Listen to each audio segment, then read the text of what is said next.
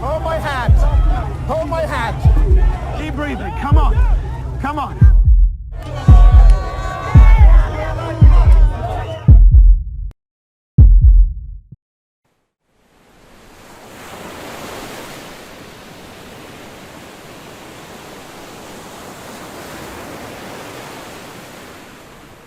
The Mediterranean Sea, the deadliest migration route in the world. For many migrants searching for a safe place to live, Libya is their primary destination. Unknown to these migrants, the conditions that await them in Libya are uninhabitable. Foreigners are placed into overcrowded detention centers where they are used for slave labor. Women are raped, and those who refuse to work are beaten.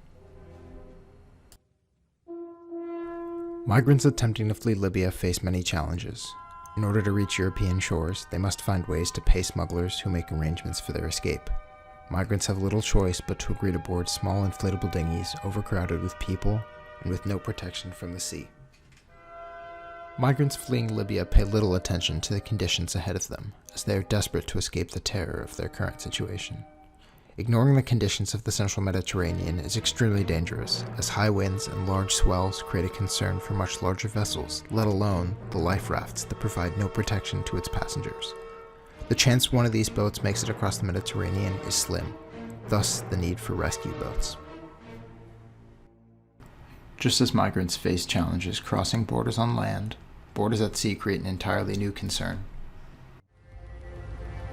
The Mediterranean Sea is divided into a number of search and rescue zones, determining which country is responsible for bringing migrants to the nearest safe port. However, rescues in the Libyan zone means returning asylum seekers to the country's detention centers, where many have been subjected to torture and abuse. Rescue ships must wait along the border of the Maltese zone, waiting for alerts of vessels spotted in the water. But due to policies made by the Italian government in 2017, the Libyan Coast Guard is responsible for handling all endangered vessels. If caught rescuing migrants, NGOs are required by law to hand them to the Libyan Coast Guard. Maritime law, however, contradicts these statements, with the 1974 Convention for the Safety of Life at Sea listing that any ship learning of persons in distress should proceed with all speed to their assistance, and the 1982 UN Convention on the Law of the Sea, which makes clear that any state with a ship flying its flag should ensure that ship goes to rescue those in distress. Once rescued, they must be taken to a location of safety. Libya does not qualify as such.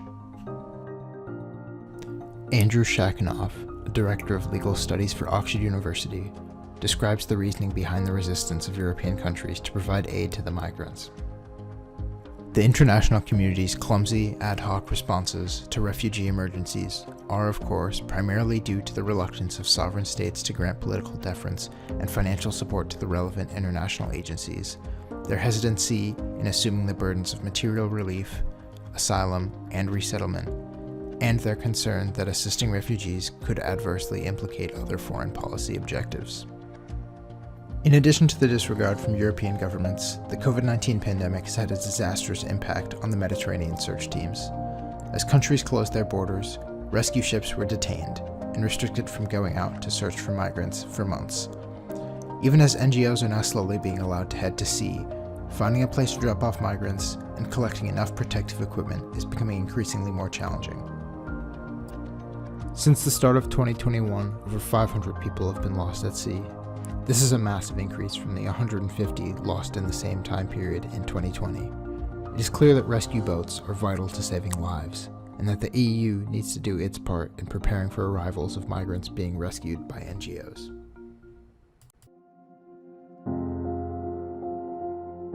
SOS Mediterranee, a European humanitarian organization with teams in Germany, France, Italy, and Switzerland, operates Ocean Viking, a 226-foot rescue boat. The ship is equipped for picking up survivors, carrying 6 shipping containers that hold food and supplies, a medical bay for those who need attending to, and a separate zone for women and children. At an operating cost of around €14,000 per day, the members of SOS Mediterranee work to increase exposure of the situation at sea, as well as their efforts to reduce the mortality rate of the voyage. In the 6 years since its founding, SOS Mediterranee has saved over 30,000 people. Their mission is clear: to rescue, protect, and testify. Pulling survivors out of the water is only the first step in saving them. On board rescue ships, migrants receive necessary medical aid, as well as an opportunity to be heard.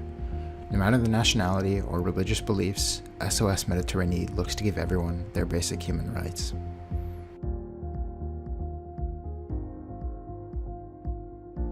On the SOS Méditerranée website, you can find testimonies from migrants they have rescued. The organization aims to counter the common narrative in which migrants are portrayed as statistics. Testimonies humanize the survivors, allowing them to tell their stories and to depict their experiences. My name is Yusuf. I'm from Somalia. I'm 17 years old. I don't know how I arrived in Libya. I never planned to go there. I did not understand what happened. I don't even know exactly how long I stayed there. I just know I arrived in 2018, and now we are in 2020. So I spent about 2 years there, or maybe a little less. In prison, people would be beaten every day. It wasn't easy. I think I spent 4 or 5 months there, and one day, with some friends, we decided to run away. We all ran in different directions. I don't know where they are now. I ran for a very long time, until I was exhausted. A Libyan man saw me. He came to ask what was happening to me. I didn't answer. I pretended I was deaf because I was scared. We went to his house and I stayed there for about 1.5 years. I was doing the housework for him. I was not allowed to get out of the house. Never. I didn't go out all this time, not even once. I was like a slave for him. At first I was not afraid, because I did not know anything about the journey and I could not see anything because it was dark. But when the sunlight arose, I was terrified of being in the middle of the sea. I saw others crying, vomiting, praying. I did not move. I wanted to cry, but I was too afraid to fall in the water. I was paralyzed by fear. Migrant accounts almost always end with survivors sharing their hopes for the future. Mon rêve, c'est aller en Europe, continuer les études. C'est en droit. Le droit? Ouais. Je veux baser dans le domaine politique. Parce que je vois en Afrique, c'est le problème de politique qui nous a mis en retard.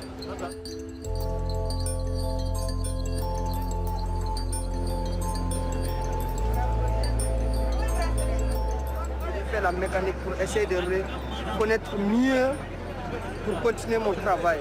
Parce que c'est ce que je connais. C'est le boulot que je connais aujourd'hui dans ma vie. The hopes of these migrants shine bright in the wake of the struggles they have already faced. There is still plenty standing in the way of these migrants. For many, their status arriving in Europe will be in question. They will be forced into camps for several months. Yet, this is a victory story. They have survived and gained freedom. The current system is not adequate for the situation. There needs to be a reorganization of the legal policies and a universal procedure for handling migrants. As of now, donors need to continue supporting NGOs. They are the only ones rescuing those in need, and they need public support. Visit their website to learn more.